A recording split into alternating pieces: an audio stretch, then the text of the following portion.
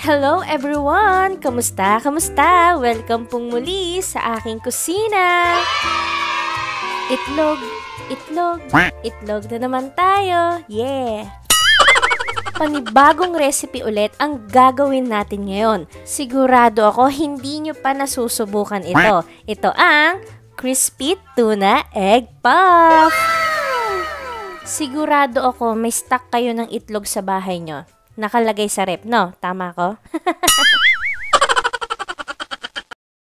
At kung bago lang po kayo sa akin channel, huwag niyo pong kalimutan na mag-subscribe at pakiclick niyo na rin po ang bell notification. Paki-like at follow niyo na din po ako sa aking Facebook page. Tapusin niyo po hanggang dulo ang aking video para wala po kayong mamiss. Tara na po at magsimula na po tayo! Para sa recipe natin for today ay kailangan natin ng 180 grams ng century tuna. Kahit ano pong brand ng tuna ay pwedeng-pwede po. Ngayon po ay i-drain na natin yung oil mula doon sa ating tuna.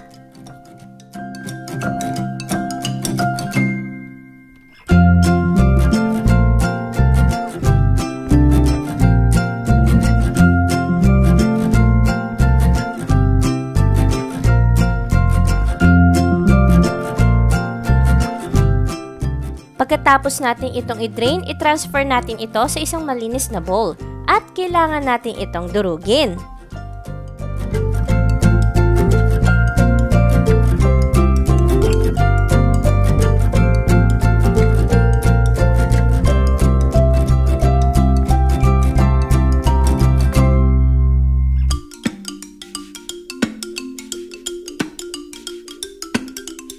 Kapag nadurog na natin ang ating tuna, ay maglalagay na tayo dito ng 1 tablespoon ng mayonnaise. Kahit ano pong brand ng mayonnaise ay pwedeng-pwede po. Huwag lang po yung expired na ha. Mag-add na tayo ng 1/2 teaspoon ng iodized salt. 1/2 teaspoon ng ground black pepper. At naglagay na din ako ng bell pepper na chinap natin into mince. Haluin lang natin itong mabuti to well combine all the ingredients.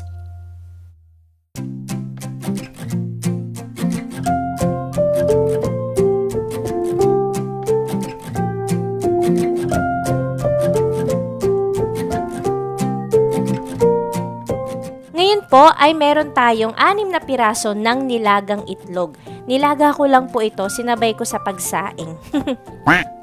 Balatan na po natin ang ating itlog. Dahan-dahan lang po baka madurog. Special mention ko po pala si Ma'am Lucille Olarte and Cabo. Nakakatawa po, nag-send po siya sa akin ng picture na ginawa po niyang fried tofu sticks doon sa aking Facebook page. Gumamit siya ng mas maliit na nozzle, kaya nakagawa siya ng curly snackers para sa kanyang mga junakis. At si Ma'am Jen's Cuisine, gumawa po siya ng fried cheesy hotdog lettuce para sa kanyang business. Nakakatuwa naman po. More power po to your business. Mwah!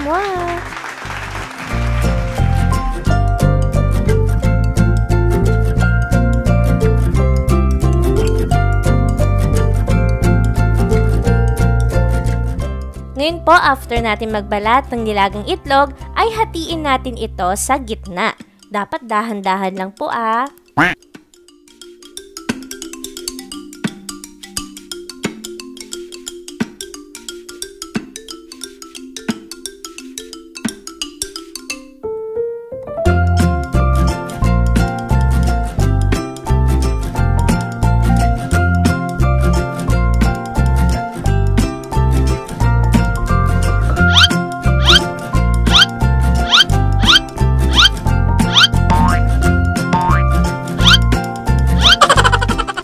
Para sa ipapahid ko mamaya sa bawat edges ng gagamitin nating wrapper, ay gagamit ako ng 1 teaspoon of cornstarch at i-dissolve ko siya sa 3 teaspoon of water. Ito po ay optional lang naman. Pwede naman po tayong gumamit ng kahit tubig lang.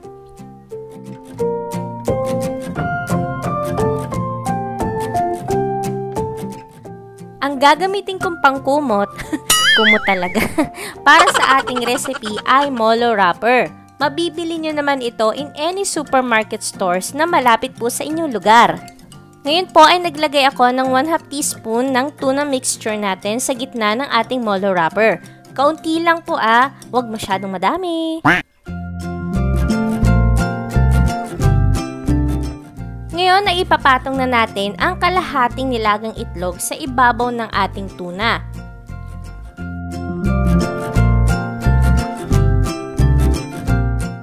Pahiran muna natin ito ng water o ng cornstarch na dinisolve ko kanina.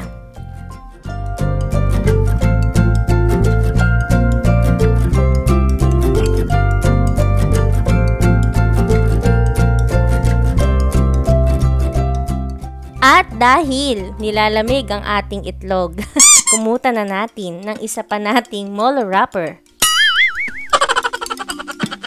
So, ganyan lang. Sundin nyo lang po ang step by step.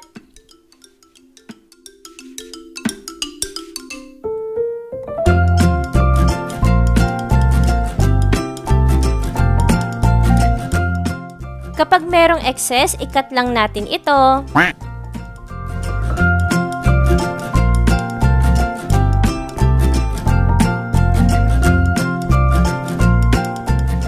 At sa pamamagitan ng tinidor, ay ilalak na natin ang bawat edges ng ating tuna egg puff. Okay, magtungo na tayo dito sa ating SOS! Shout out session!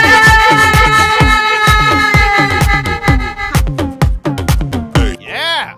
Yan, nagustuhan nyo ba? Napapaindak ba kayo? Yan ang bago natin ngayon, ang SOS, Shout Out Session!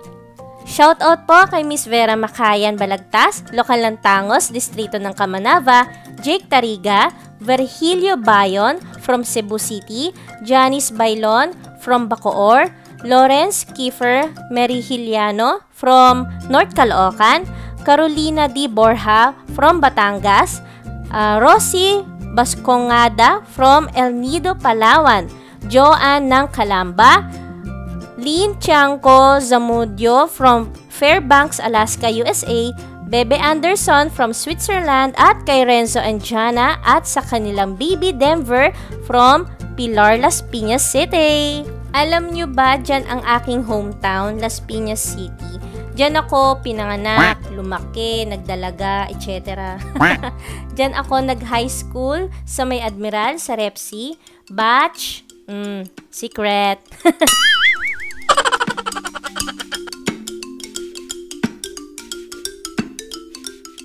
After natin magawa lahat, pwede natin itong ilagay muna sa ating ref bago natin ito iprito. Pero kung kailangan na nating lutuin, okay lang naman para makanood pa kayo ng movie sa Netflix. Nakapagpainit na tayo ng ating mantika para sa pag-deep fry natin ng ating recipe. So sa pag-deep fry neto ay alalay lang po, wag masyadong malakas ang apoy. Kailangan parehong golden brown yung ating molo wrapper. Sa ibabaw at sa ilalim. Ibabaw at ilalim.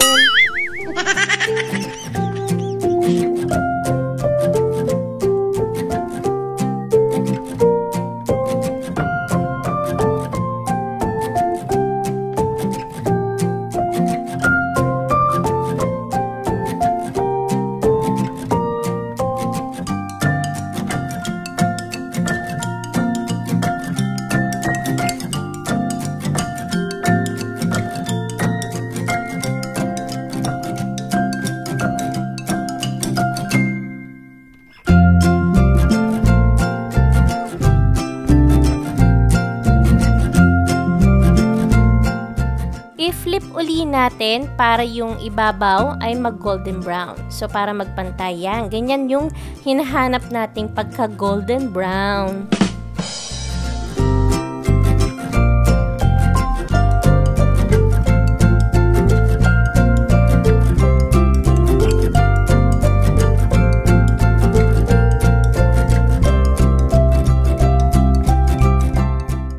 Kapag napapansin nyo na nagba-brown na yan, yung mga gilid niyan, yung edges niyan, ibig sabihin nun ay i-flip na natin ito.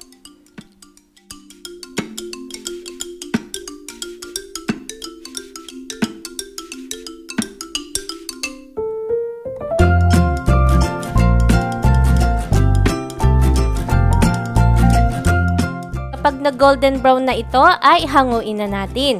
Ilagay natin sa strainer or kitchen towel to drain excess oils.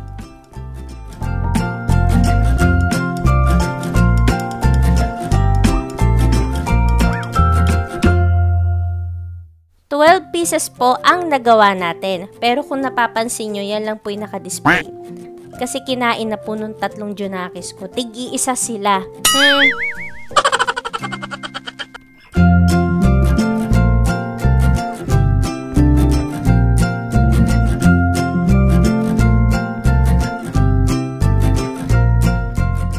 Ito na ang ating crispy tuna egg puff! Naku, Day, nakaka-addict yan. Sinasabi ko talaga sa'yo. Ang sarap-sarap. Yung nilagang itlog at tuna, perfect na perfect. Tapos gagawin natin crispy. Naku, talaga naman, ang sarap. Kung gusto nyo po itong gawing business, huwag nyo pong kalimutan na basahin na description box po natin sa ibaba. Kung nagustuhan nyo po ang recipe natin for today, paki-like nyo na po ang aking video, comment na po kayo, subscribe na po kayo sa aking channel. Kita-kits po tayo next week. Bye-bye!